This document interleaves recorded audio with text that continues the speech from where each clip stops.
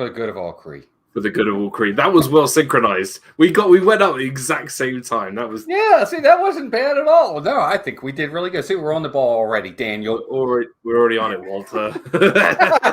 Welcome in everybody to another episode of the Disney Movie Review. And I gotta say, we're already off to a rousing start because we're back-to-back weeks. It's 2 weeks in a row. Are you kidding me? What is going on here? No, it's not. We missed last week. No, we didn't. You were out of town. Oh, that's right. This is what happens when you get old. I forgot. Never mind. We're off to a terrible start. But we might do an intermediate week. What do you call it? We're going to talk about that in a little bit, which we're going to get into. But welcome in, everybody. Welcome to another episode of the Disney Movie Review. And this week, it's going to be a unique one. It really is going to be unique. This one's going to be a fun one. We've touched on so many different things: Marvel, Star Wars, Disney animated, Pixar. This is really kind of going in the what I would call Disney live action for blockbuster. They're trying to make up the money from the success of Pirates of the Caribbean. Yeah, I mean, I think so, because this is after the fact, for sure. So I think this is really an interesting one to talk about this week, as we are going to talk about the Prince of Persia, The Sands of Time. Yeah. Now, let's do a little bit of, well, you know what? Before we even do that, let's get into some quick mousekeeping. I've got to say, of course, to my partner in crime right over here, Dan, Disney Dan, back and better than ever. Guys, if you missed it last night, he debuted his new show called Disney Fights. I was on there. Carlos, Disney World Freak, was on there. Rob Fuss was on there. We had a blast last night. It was chaotic. It really was, but we had a really good time. It was so fun. We were laughing so hard. You got to go back and watch Dan's show from last night, everybody. It was really, really great. And he's going to be doing this hopefully every Saturday again. Yep. It's the replacement for Disney Fiasco, which had a very, very long run.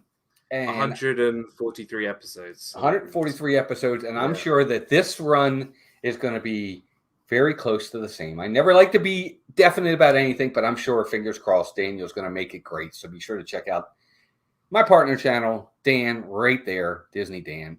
For those that haven't, if one of my mods could put Dan's link in the chat, I would appreciate it.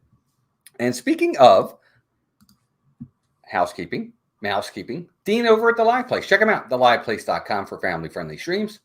He is got well over 100 streamers over there.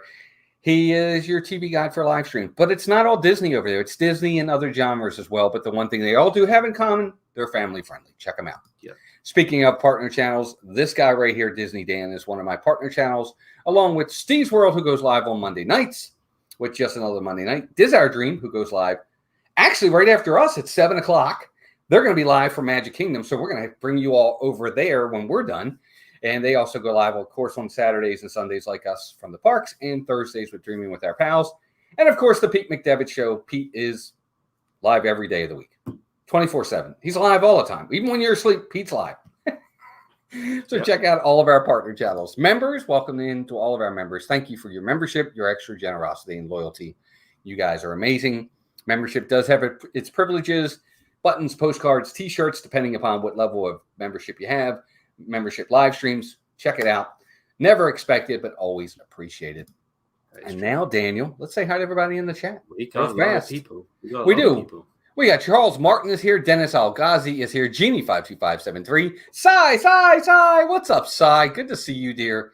Have you ever met Cy, Dan? I'm just kidding. I have. I know. I know you have.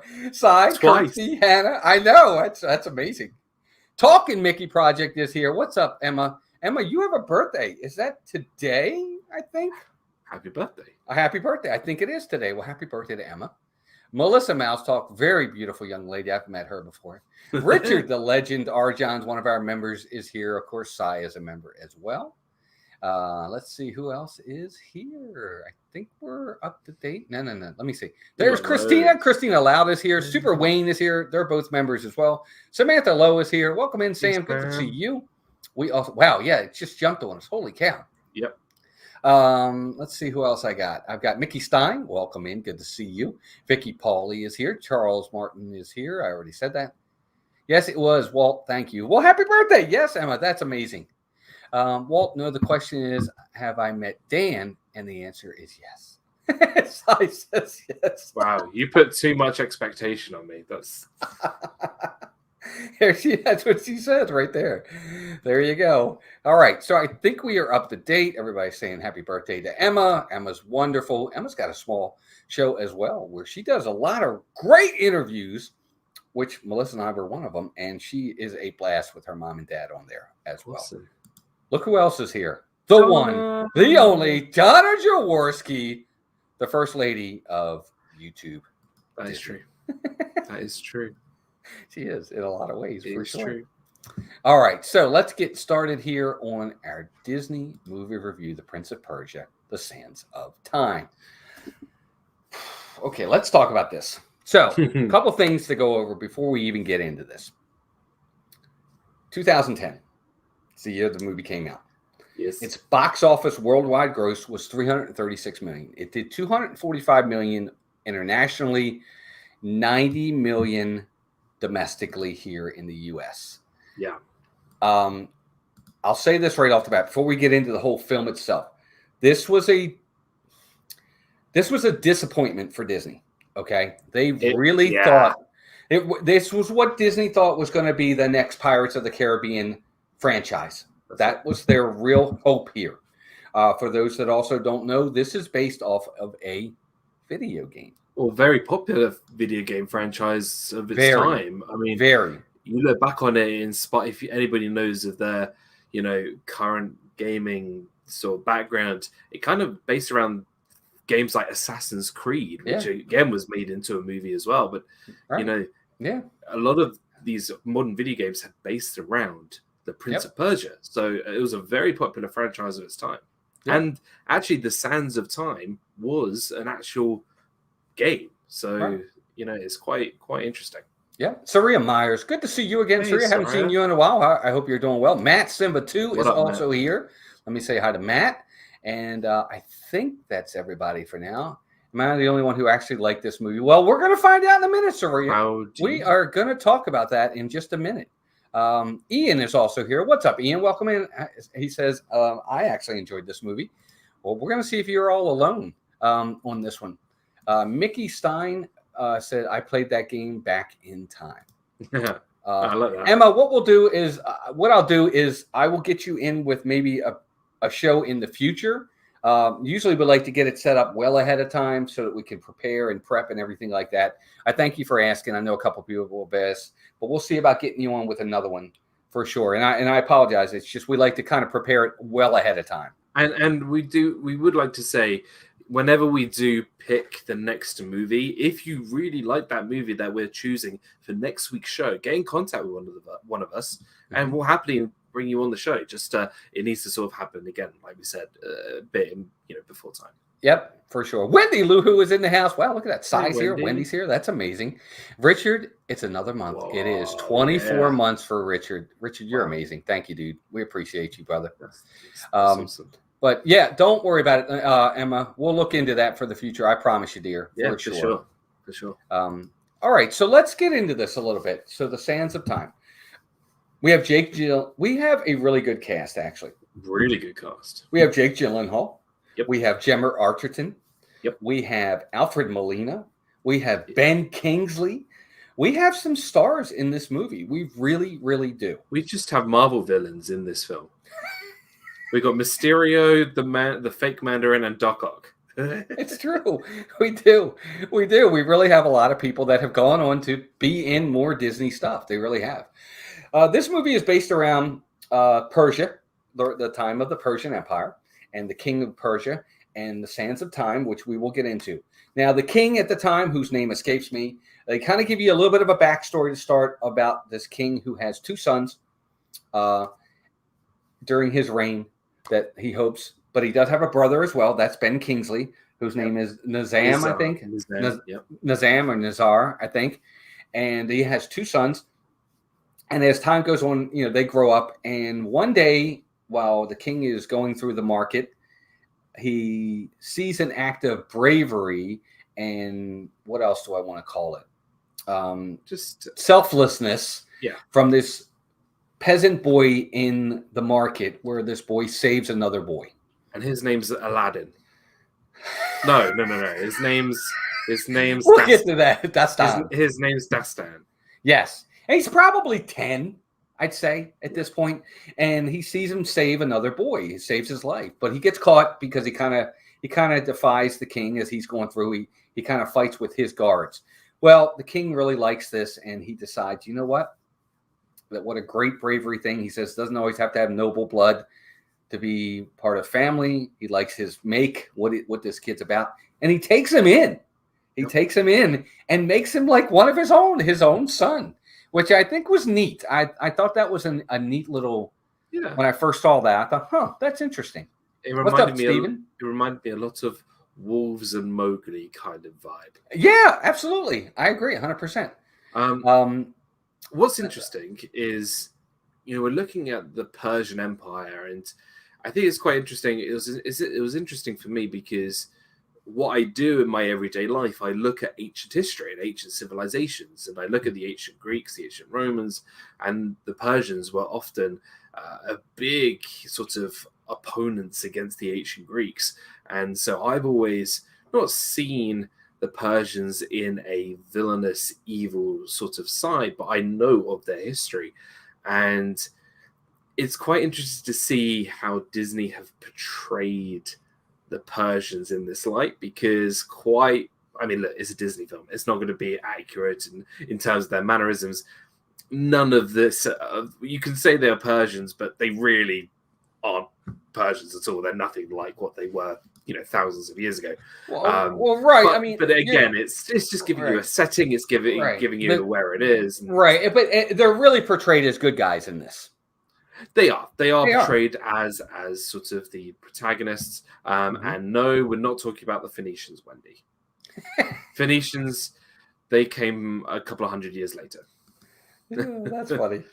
So ultimately, we now kind of push forward 15 years, and the king is the king. All of the boys are grown up. They're in their mid-20s. You have the oldest, the middle boy, and of course, Dastan is the youngest of the three now. He is definitely the youngest of the three. And this is Jake Gyllenhaal. Yes, Jake Gyllenhaal's character, Dastan. So they are now, of course, the oldest brother runs the army. Him and the middle brother, and Dastan is part of that. But he's kind of he's that reluctant tiger, as I like to call it. He doesn't really want to be a part of it, but he does. He's a good fighter. He's got his own little band of fighters that help. But the two brothers run the army. And they've decided that they've heard this from their spies, that this ancient religious city, I don't want to call it a forbidden city, but what would you call it? It's like a kingdom. It's like a kingdom. Yeah, it's a holy city. It's the holy city of Alamut. Yeah. Is selling weapons to the enemy, to the Persian Empire's enemies. That's what their spies say is happening. So Dastan and his brothers with their army go to Alamut.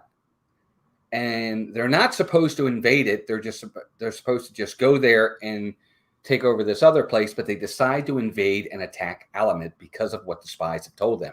Now, again, remember, back in this day, they're attacking a holy city without any concrete proof that they are doing anything wrong. They're going off of conjecture of what the spies have been told. Dan, do you want to cut in on anything on this one? Yeah, just it's completely, you are in the point of view of the Persians. You think that this holy city is quite an evil place, that quite a religious place that's selling those weapons to the enemies of the Persians. Mm-hmm. So Dastan decides to lead a little side expedition against sort of the orders of the commander, who's the oldest brother, and decide to go around the side of this city to jump over the wall and get everybody in, open the gate. A bit of a sort of a daredevil-y kind of right, just attempt to get everyone in, right, like a surprise, right? Because the middle brother likes to go in through the front. Okay, that's how he ultimately wants to do. He goes head on when he's in a fight. He goes in. Garsif is his name. Garsif is the middle brother. Tuss is the oldest brother. Tuss, Garsif, and Dastan. That's their names. So, Tuss wants to go in through not Tuss, Garcip, the middle brother, wants to go in through the front. Daston's like, there's a south entrance. Let's try that way. And they kind of sneak in, and they do. They sneak in and they actually breach the city through there. And it's the whole live action fight scenes where they have to fight to get in, and there's all the action and all the high flying stunts that they do, which is kind of neat. I really like some of the stunts. I think some of it, dialogue wise, can be a little cheesy, a little campy. I think some of the dialogue is a little too forced to try to be funny, and it didn't come across that way to me at times. Yeah. But ultimately, during this battle, the brothers see that he has actually breached the south wall. So they go that way, and they do get in. They have breached it. They do take over the city of Alamut. They seize it. They attack it. They win. Now, in this city of Alamut lies Gemma Arterton's character, and her name is Tamina. Okay, and she is like the holy city goddess, queen, she's the princess, the priestess. Yeah. And I have to admit, it's probably one of the better roles that she's very pretty in this. Gemma Arterton looks fantastic in this. This is, I think, the first for me that I ever remember seeing her. I don't ever remember seeing her before this role, and she looks fantastic in it. And so they take over the city, and she is one of those. She's not your prim and proper priestess or princess. She is one that was like, she wants to slap them in the face and say, "Get out of my city." And she'll take a dagger and put it in their side if they would let her, if she could. But she ultimately is, she's like, "You attacked my city without any sort of provocation. You're in trouble." That's in so many words. And of course they're there. And then the oldest brother, Tuss, says, "You know what?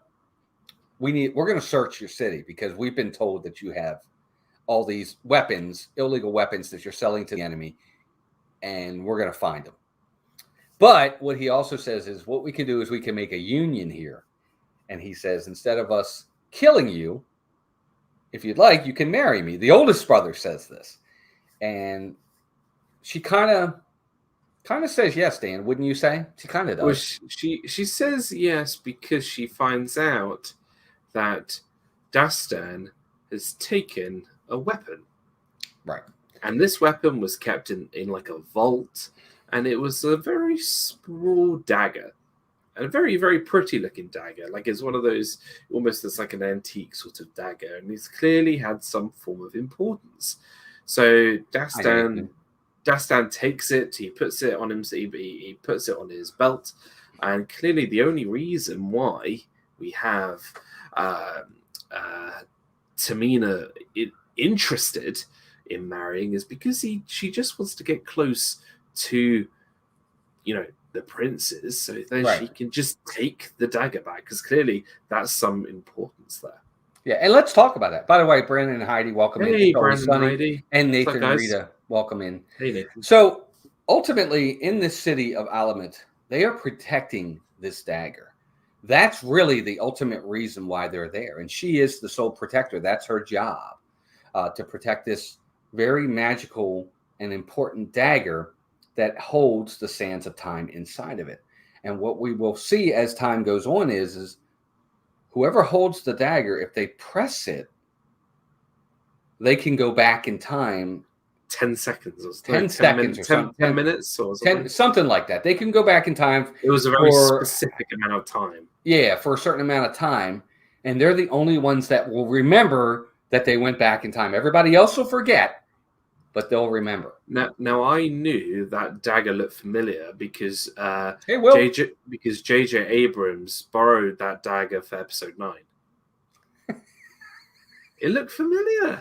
It's not the same time. It looks familiar. Oh, you're so funny. Oh. It's a Star Wars. Here's our first reference of the game. Star Wars episode 9. Episode 9. That's funny. But 1 minute. Okay, thanks, Matt. Right, you get a minute. Okay, that's what it is. So when you press it, there's sand in there. And this is another thing we got to put in here, Dan. And again, correct me for anything or get me up to date if I jump too much. You know me. There's only a specific sand that goes in there. It's not just any sand. And we'll get into that as we get a little bit further in. But I just wanted to give you guys the importance of this dagger. And Dan's right. The only reason why she even agreed to the marriage is because she saw that Destin had the dagger, and she has to find a way to get it back. Because if that dagger's in the wrong hands, that could be trouble. It could definitely be trouble. So during all of this, the raid happens. The king is not here. He is off praying in a temple far away. He's in prayer. But he breaks prayer to come to the city of Alamet. And when he first gets there, Dan, he's not happy. He goes up to the oldest son and says, "You attacked a holy city without provocation." He's not happy about it. But ultimately, he calms down, and they do ultimately kind of celebrate because I guess they feel like they found the weapon, proof. The proof. Now, at that time, just before the celebration, Destin was given a present given to by his older brother. Right. What's up, Al? Welcome in. For the king as sort of a gift. Harrington's welcome in. And it was this big cloak. It was this big cloak that was given by a slave who was a slave to the oldest brother to Destin to present to the king. Right. And a little bit of understanding, in that time when you would win a great battle, you would have to present a gift to the king as your way of paying homage to the king and your service to him. So like Dan said, the oldest brother, Tuss, gave it to Destin because, as usual, Destin's off fighting and having fun. He's not really prim and proper and responsible. And he knew he didn't have a gift for his dad. So he said, "Here, you take this to Dad. I'll give it to you. You take it as your gift to pay homage to him." Correct. That's it. Yep. And then they have the big celebration. Obviously, Tamina is there. She's the one who's been betrothed to Destin. Well, actually, she's not betrothed to Destin. Oh, to Tuss, the eldest brother. Right. You've got everyone's there. The uncle who's Ben Kingsley, there's Nazam, whatever his name is there. Everyone is there waiting for the king. Nazam, And he arrives in. The king arrives and is presented with this cloak. Well, what's funny is before he does that, he gets there and he's talking about her, Gemma Arterton's character, Tamina, and he's like, "You know what, Tuss, you have plenty of wives. You know who doesn't have a wife and needs to have some responsibility, and it might settle him down? It's Destin." So he betroths Destin to Tamina, which really is kind of neat. I thought that was kind of a cool thing that he did that. But then after he does that, by the way, welcome into Zoe, Wishing Mouse. Hey, Zoe. Harrington Loves Disney, and Al is here. Hey, Al. Good to have you all here. Good to see you, Zoe. So after that, they start presenting their gifts, and Destin comes up and presents him with the sacred robe of Alamet, I think is the name of it. That's it. And so the king puts it on, and he's there for a few seconds, and he's talking and everything. And then all of a sudden, he starts kind of convulsing, and you see all this it's almost steam like coming at him. He's being it looks like the robe is corrosive or something. And it is, because ultimately what's happened is there's some sort of poison that's been drenched in it, and it's killing the king. So they try to get it off of him, and even those that touch it, their hands are burnt. Well, it's all over the king, and he dies. He dies from the wounds from this poison robe. And where's everybody point the finger? They pointed at Destin because he's the one that gave it to him. Yep. So ultimately, Destin with Tamina, because Tamina knows that he's got the dagger. She helps him get away. He does escape. And again, it's a lot of action where he's fighting to get away, and a lot of flips and jumps and stunts, which are really cool. But he's like really upset that his father has died, and the middle brother doesn't get along with him anyway. So this is now a chance for him to get Destin. Him and Destin really don't get along. So he is, Garcif is chasing after him. They do all these stunts, but they do ultimately get away. That's it. So from there, Dan, I'll let you kind of take when we get into the middle of the movie. 'Cause that's kind of the first third of the movie. That's the start of it. Yeah, to get us started. Well, they end up in the desert. They end up all the way out there. Hey, Bespoke. They end up in the desert. They're trying to escape, and obviously Tamina is trying to get close to Dastan so that she can easily take the dagger, kill Dastan, and then she's got her dagger back. But obviously that doesn't work. Dastan is too cunning, too sort of he knows what she's playing at, and they're just trying to one up each other. And it ends up that Tamina at a point gets the upper hand and knocks Dastan out, and she ends up in this sort of ruins sort of area, and we meet one of my personal favorite actors ever in movie history. We meet Alfred Molina as Sheikh Amar. Sheikh Amar and his buddy Siso, who's like he's an M'Baka. He's an M'Baka because I remember he's like M'Baku, but he can throw knives. So he's an M'Baka, and he's like, "Do you know what an M'Baka is?" And there we go. That's a Black Panther reference there. There we go. So we've got Star Wars and Black Panther. There we go. Wow. So we meet Alfred Molina as Sheikh Amar, and he's like, "Do you know where we are and all that kind of stuff? Do you know what's happening here? Yeah. Do you know you're in dangerous area right now?"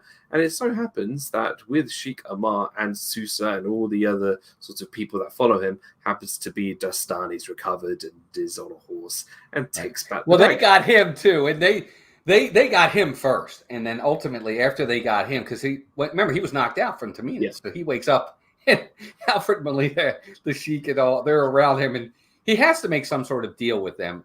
And the deal is to give her to them so he can get away. It's actually really kind of funny.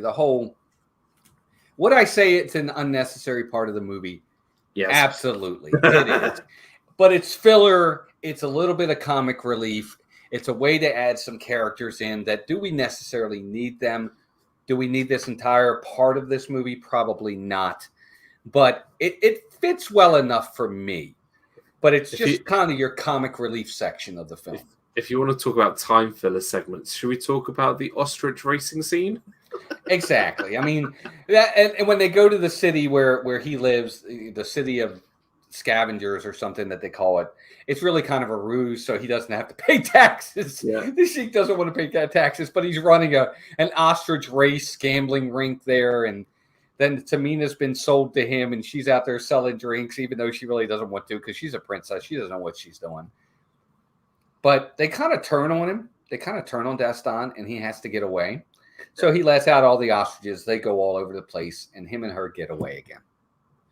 But it's an unnecessary part of the movie, but it's fine. It works well enough for me.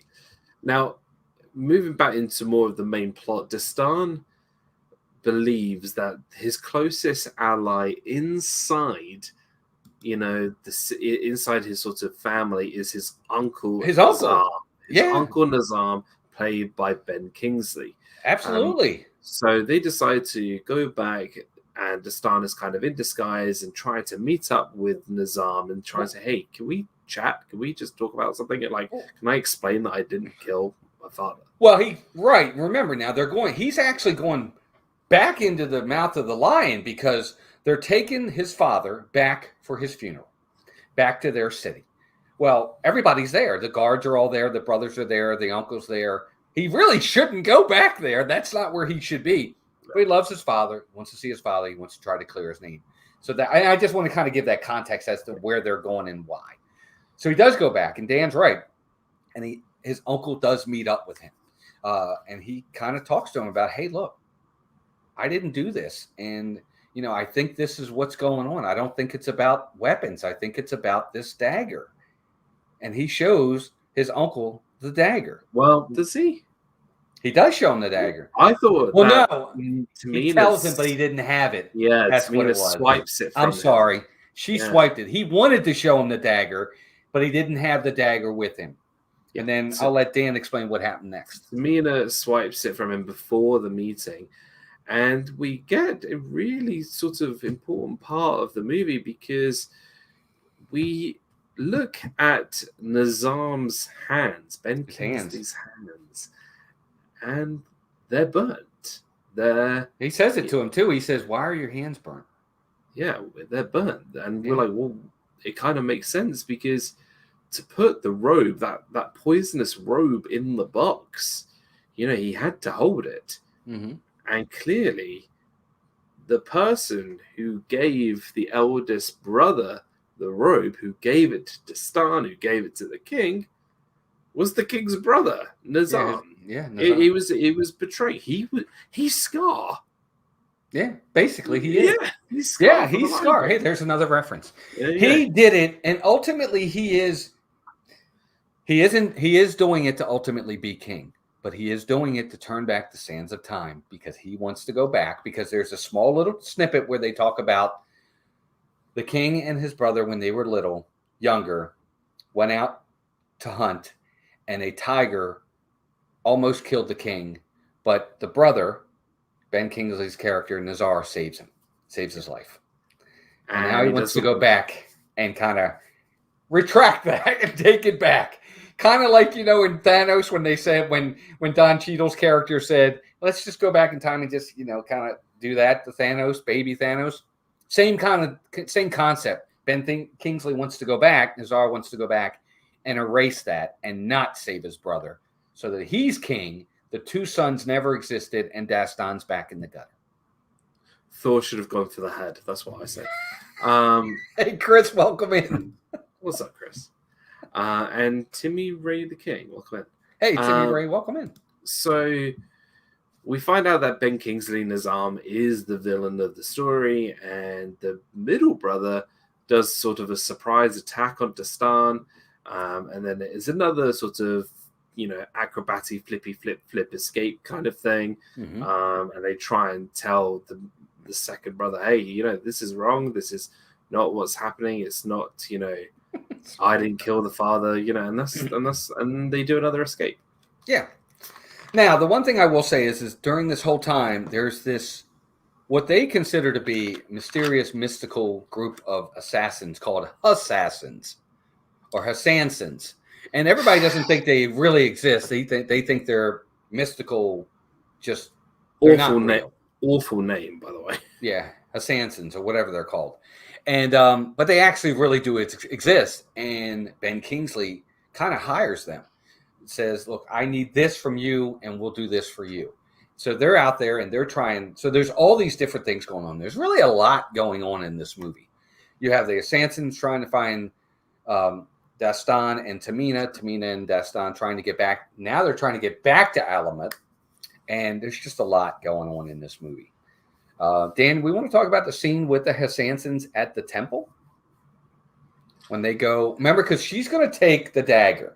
She says it needs to go back into the mountain. To go back in the mountains. Yeah. Yeah. So they get back. Yeah. So they get back to Alamut. They get back to the temple, and they actually have to dig down to sort of the chamber where the sand of time essentially comes from. And they put the dagger in the. Well, actually, I want to pause for a second before we get that far.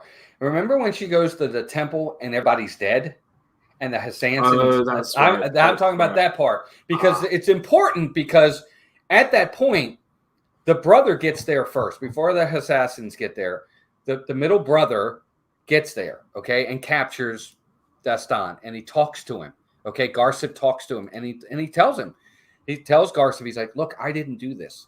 This is what happened. It was our uncle. He did it, and Garsif kind of believes him. And he says, I believe you. I'm your brother. Okay, let's go talk about this.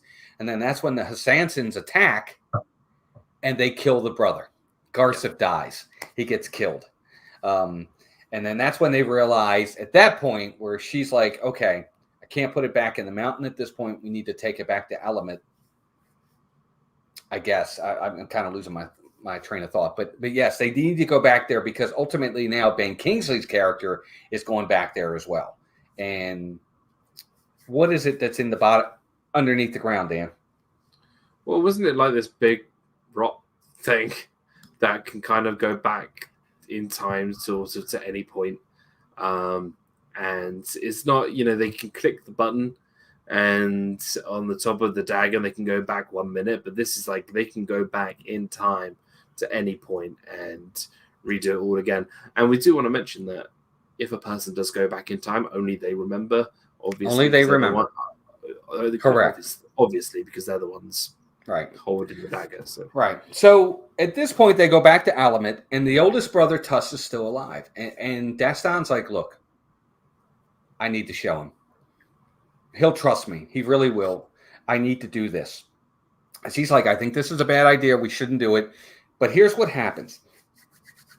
So Ben Kingsley's character, Nazir, is there, but he's off doing some stuff, some evil stuff. So Daston gets upstairs with his oldest brother, Tuss.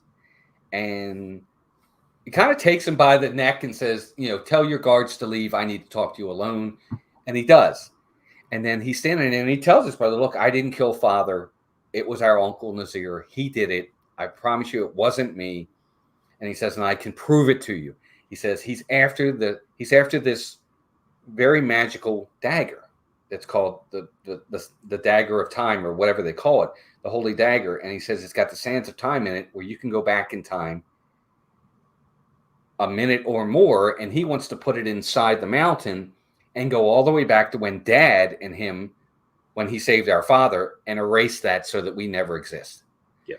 And the brother doesn't believe him at first. And he goes, okay, well, I'm going to make you believe it. And he tells him, he says, when you press this button, it'll go back 1 minute. And I really thought this was neat. First time I saw this, Dan, I didn't expect this. Yeah. And Jake Gyllenhaal stabs himself and dies. I didn't expect this. He dies. What he does was he says, I'll prove it to you. See this here? When you press this, you can go back 1 minute in time and reverse it. So Jake Gyllenhaal stabs himself in the stomach and dies. Well, the brother does exactly what he says. He presses the button and goes back a minute and saves his brother. And it's a really cool line. He's like, oh, God, you pressed the button. Thank goodness you pressed the button. And I thought that was I like that. I think that was a good surprise in the movie that I wasn't really expecting that. No, I wasn't expecting that either. Yeah, I thought that was neat. I thought that was really cool that he did that. I'm like, wow. He would go to those lengths to prove his innocence. And Tuss believed him at that point. And at that point, he believes him. And just as he believes him and they're reconciling, Nazir walks in, his uncle. And his brother walks right up to Tuss and slashes his throat. Yep. Kills him. Just kills him dead right there. Yep. So now both brothers are gone.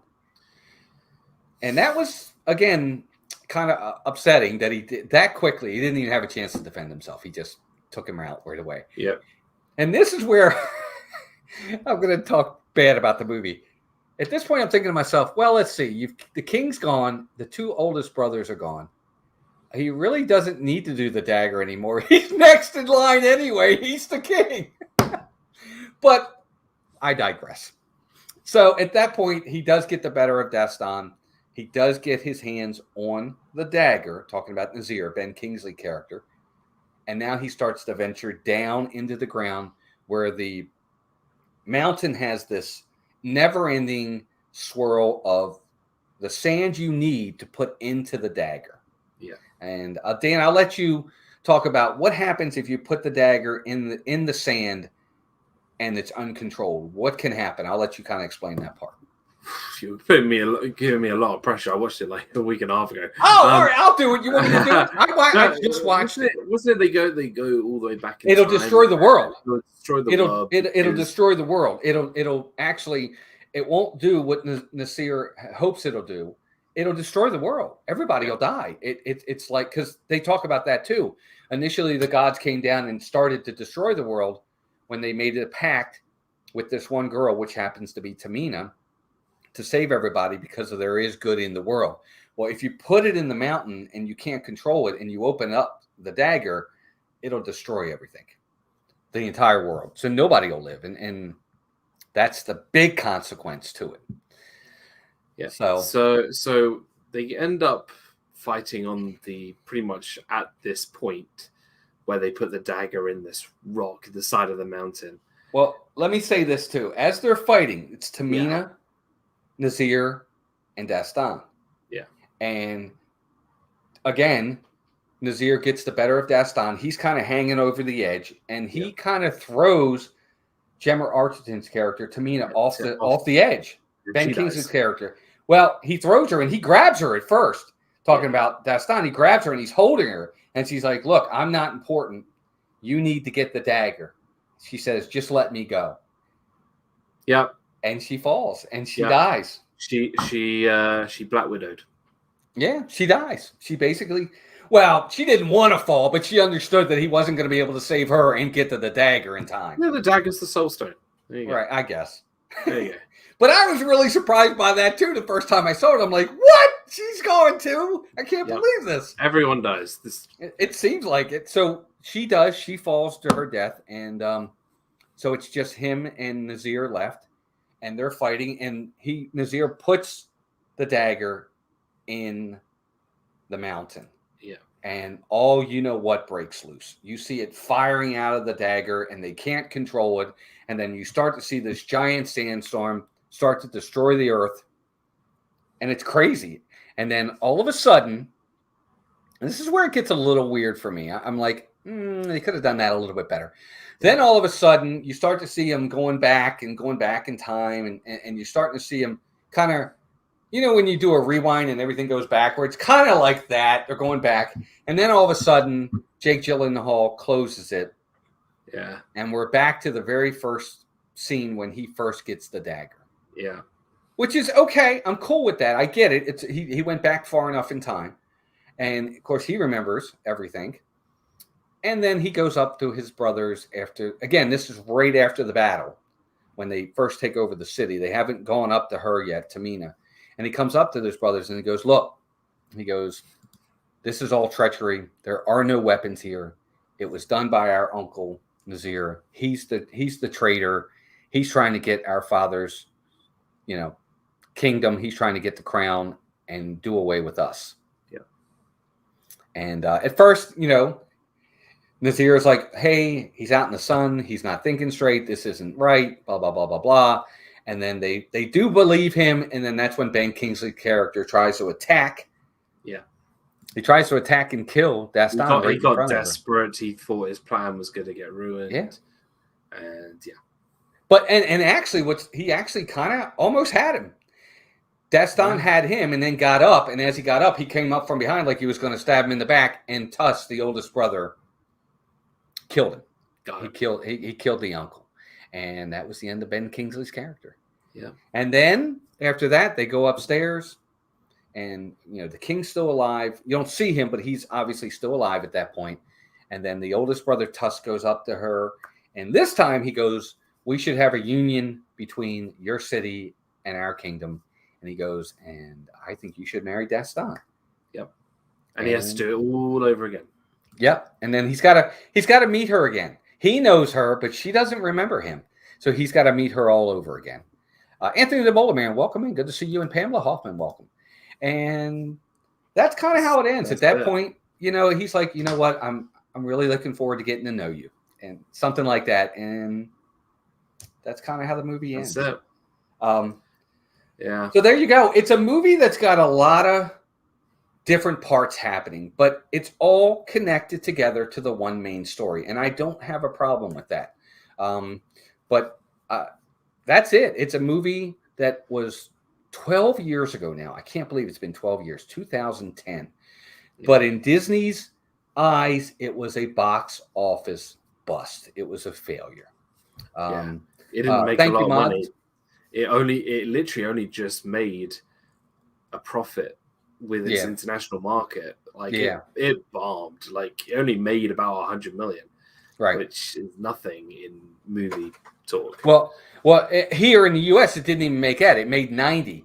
Overseas is where it made all its money. It was like 240 million. It made 336 million total. Excuse me. That was sponsored by D&G Explorers. But so let's get into it. So we're going to talk about it. This is where we come into our grading system now. Okay. And here in Disney Movie Review, we do letter grades. We do everything from an A+ all the way down to an F. And we both have given both. I've given an A+ and an F, and Daniel's given an A+ and an F before. So we have gone all over the place with these. Welcome in, Nick. Movie Mania. Hey, good to see you, buddy. So what I'm going to do is I'm going to have all of you in the chat. Put your grades in the chat. Let me know what your grade is and why you're giving it that letter grade. We'll get to you guys after Daniel and I give ours, and then we'll see where you guys stand with this. Welcome in also to Sarah Bush. Hey, Sarah. Good to see you. I leave for 2 seconds to nap and come back to bots. That's all right, Sarah. Don't worry about it. We got it. Melissa's on it. Thank you. Matt's on it. We got it. All right, Daniel. I want your synopsis of the movie and then your favorite character and maybe a favorite part. Okay. So this was the first time I ever watched The Prince of Persia, The Sands of Time. I actually had seen the trailer for this film a lot because I had the DVD to like another movie and it was like, coming soon, Prince of Persia, blah, blah, blah. And I was always intrigued by it. Welcome. But I never watched it. I never saw it. And I'm glad I watched it. I'm glad, and that's what's great about doing this show because you get to review a film that I've never seen before. Overall, this film was a bit lackluster for me. And when I pulled this movie last time we did our stream, you said so much potential. And I agree with you. This film had so much potential. Listen, if this was a franchise and made into like a 8-episode Disney Plus series, it would have been, I think it would have been really, really good. Like if you made it into a long series, I could see it working. Like I could see all the different angles. Take your time, build up the characters, build up the stories. You have amazing actors in this film, but I felt like the chemistry between all the actors and the characters just didn't work for me. I thought, Tamina and Dastan had the same relationship as Anakin and Padme in Attack of the Clones, like a really bad. Interesting. I really didn't. Okay. I did not enjoy. I just didn't buy their connection. I thought Alfred Molina, though I love him as an actor, was pointless in the movie. I think there was so much in this film that could have easily been thrown away, or even you could have added so much to it if it came out today in a Disney Plus series. But obviously we weren't at that point 10 whatever years ago. So my favorite character, I'm going to give it to Tamina. I really actually enjoyed her character. I liked how strong of a character she was and strong woman that she was. I really, really enjoyed her character, and I think that would be my pick for favorite character. My favorite scene, the ostrich race, because of how stupid it was. I mean, it was funny. Just ridiculous when you see an ostrich just go like that. Like it's just, I thought it was funny. But my letter grade, I think I will give this. For me, this is a below average film. So I'm going to give it a C-. Okay. All right. That's a good grade. That's C- is still good. All right. So everybody in the chat, again, I want your letter grades. I don't see any letter grades out there yet. Let me know your letter grade. What would you give it in the chat? We're going to get to you next.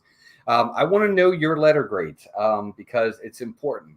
I want to see, did you give it a D? Tell me why you gave it a D. If you give it an A, tell me why you give it an A. We want to know. We want to know you guys and why you did it. I like this film. I'm sorry. I do. I like it. I thought it was really cool. I think part of it was I didn't see it in the movie theaters. I know I saw it later, and it didn't get good reviews, and box office wise, it did bomb. So part of it with me is I went in with expectations that were low. I like the story. I like the story they told. I like the actors in this. There was campy times for sure. There's a lot of slow motion at times that I think is unnecessary for sure. I actually, and I know Melissa agrees with me, I actually thought Jake Gyllenhaal and Gemma Arterton's chemistry worked. My favorite scenes were their scenes together. I thought their scenes together were good. I like some of the one-liners he had with her. I thought they were cute. I like her lines back. Like the one time where she says, "Where's the dagger?" And he's like, "You're more than welcome to search for it if you'd like." You'd have to be very thorough. I thought that was funny. I thought that was cute. Just different things like that. I didn't mind their chemistry. Definitely some unnecessary parts, but I think it works for me This film is a lot of fun. I've seen it like 5 times. I've gone back to watch this several times. It's a guilty pleasure for sure. It's not an Academy Award type film. No. And I do agree, this film is a wasted opportunity. There's potential there that was missed. Disney wanted this to be the next Pirates of the Caribbean franchise. They did. This is what they wanted. This is what they were hoping. Same thing with John Carter. This is better than John Carter by a long shot, in my opinion. But that's what they wanted. But because of the box office doing so badly, it never got a chance to make up for it.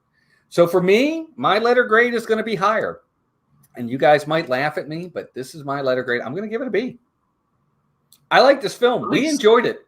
Melissa and I enjoyed this film a lot. We don't love it, but I can sit. If it's on TV, I will sit and watch it. I really will. I think it's a guilty pleasure. It's fun.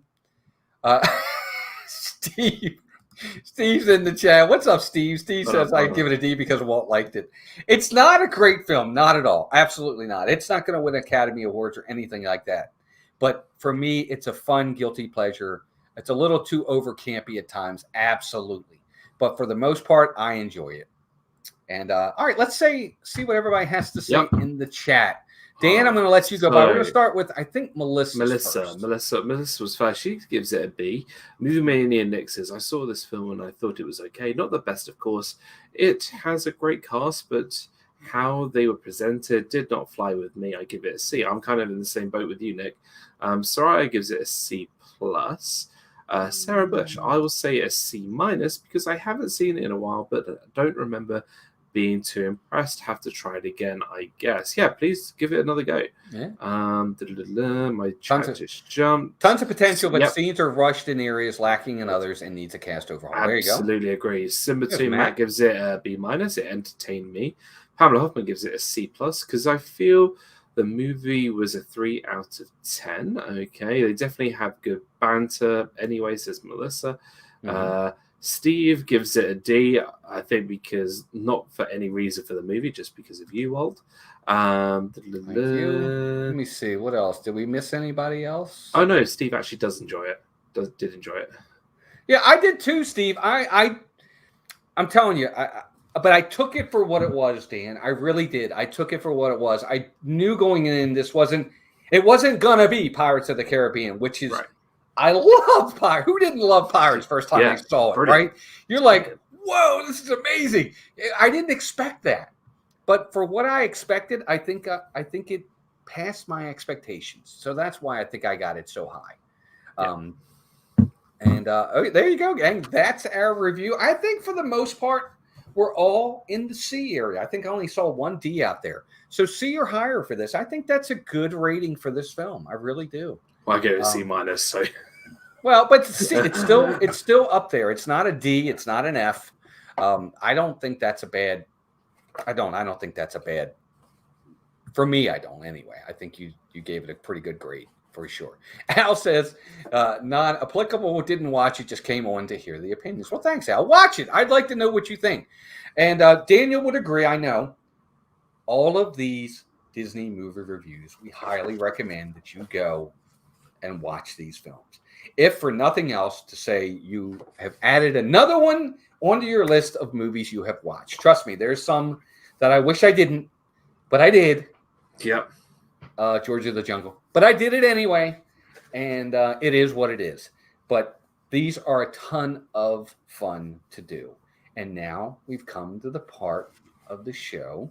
And actually, we got to talk about possibly a surprise show this week. So, yeah. Do we want to do that first, or do we want to do that second? You know what? I think we should do it first.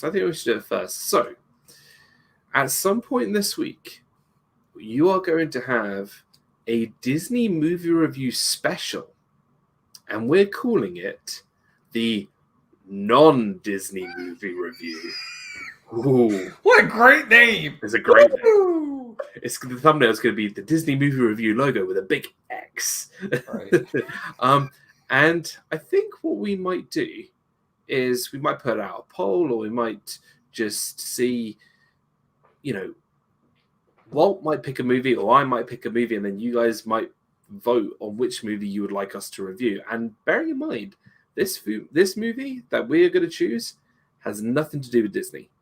So no Star Wars, no Pixar, no Marvel, no Muppets, no Disney, no nothing. It could be anything from Jaws to Saw to, the Terminator to Back to the Future to whatever it could be. It could be It's a Wonderful Life. It could be anything. So it'll be something that might happen this week where we're going to choose a film that's a non-Disney film. And it's going to be a little special. Melissa makes a good question. How are we picking this movie? How are we going to do this? How are we going to pick the movie? You know what? I have a website that it's like a random movie generator. Oh, really? So maybe if I share this, and maybe we'll choose. We're going to do it right now? Let's do it right now. Why not? That's fine. Let's do it right now. Why not? Let's see if I can find this. Let's see if I can find this. If you want to entertain the crowd while I get this. Matt says next week Easter. How about the 10 Commandments? The 10 Commandments. Maybe. Imagine if the movie generator picks something Disney. All right. I've got it. Okay, I got it. All right. So if I share my screen, you share it, and then I'll have to present it. Yes. Yeah. Pick the worst. Now it's going to be one of 6 films. I think people in the chat can vote. So I'm going to choose one of 6 films. Here we go. So I've shared that. There we go. Oh, here we go. Right.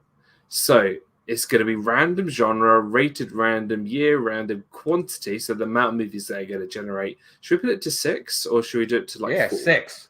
6? Nah, 6. All right, let's do it. So let's generate. So in the chat, you are going to vote which film we're going to watch this week. So let's generate. So the picks are going to be interesting. Pirates of the Caribbean on Stranger Tides, which we have done before, so you can't choose that. White as Milk, Red as Blood. Never heard of that before. We've got Once Upon a Time in Bethlehem from 2019. We've got Black Klansman, which is an Oscar-nominated film.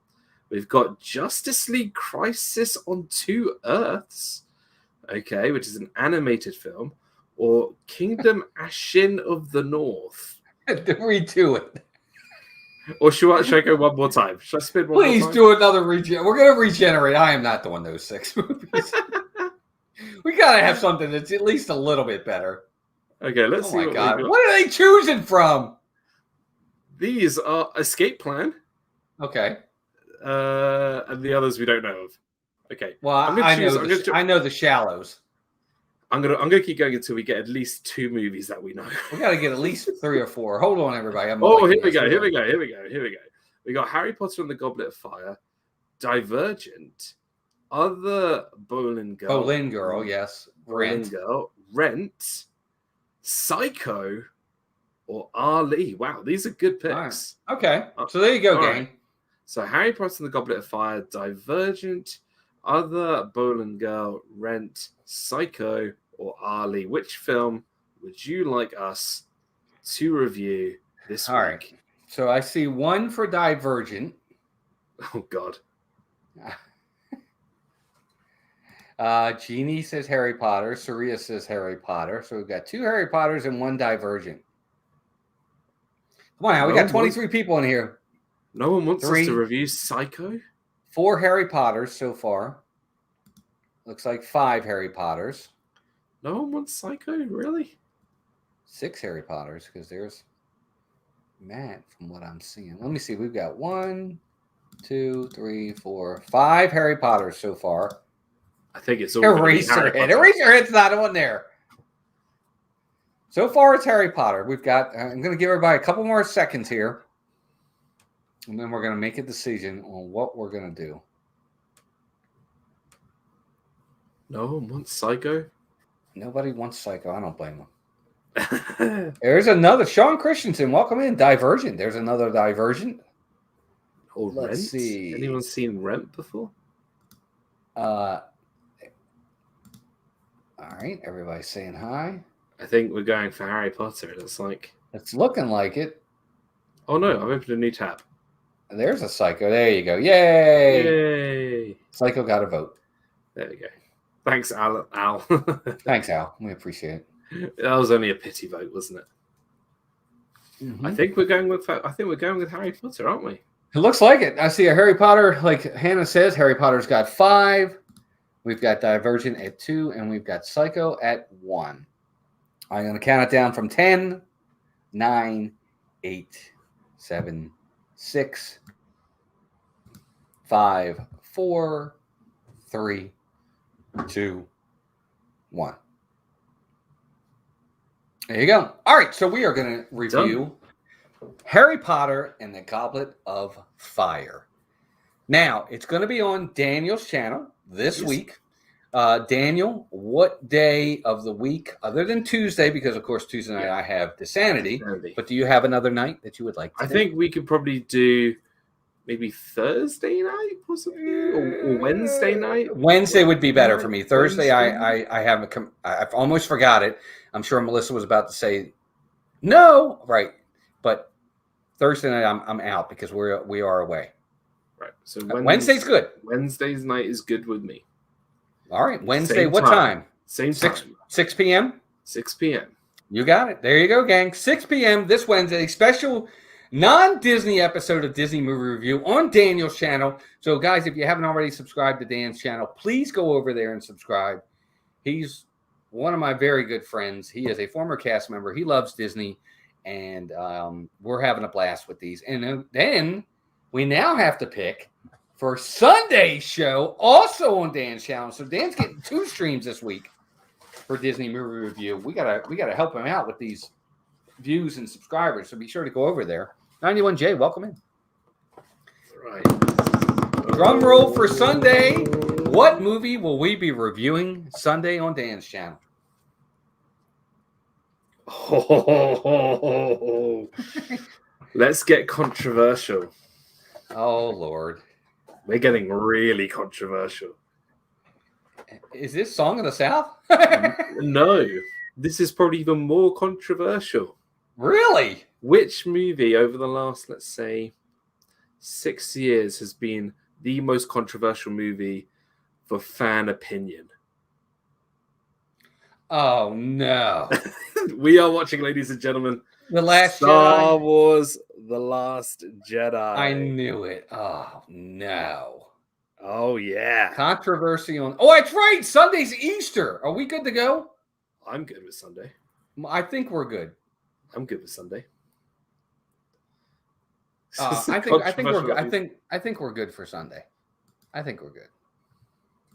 Yeah, I'm good. I'm good with it. So yeah, I think we're good. For now, guys, expect Sunday. I don't think we're doing anything Sunday. I'm going to have to make sure I have to run it by Melissa. I forgot it was Easter this week, but I think we're good to go. Maybe we might need a special guest for this maybe we'll have to have, yeah, for sure. Last Jedi. Oh, my goodness gracious. This is going to be a good one.